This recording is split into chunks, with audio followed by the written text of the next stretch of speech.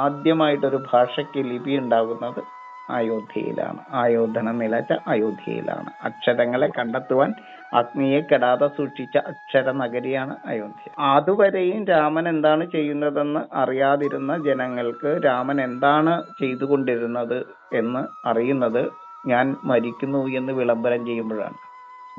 അപ്പോഴാണ് അദ്ദേഹത്തോട് ജനങ്ങൾ പറയുന്നത്, നിസാര കാര്യത്തിന് പോലും രാമനെ വിളിച്ച് കരഞ്ഞുകൊണ്ടിരുന്ന ജനത അപ്പോൾ മാത്രമാണ് അറിയുന്നത് രാമൻ എന്താണ് ചെയ്തുകൊണ്ടിരുന്നത്.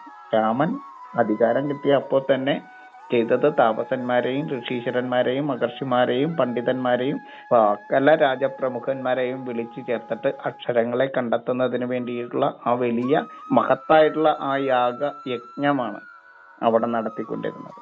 ശരിക്കും അതിന്റെ വിജയത്തിനൊടുവിലാണ് അദ്ദേഹം വിളംബരം ചെയ്യുന്നത്. അദ്ദേഹത്തിന്റെ ജന്മനിയോഗം പൂർത്തീകരിച്ച് അദ്ദേഹം മടങ്ങുന്നത് അപ്പോഴാണ്.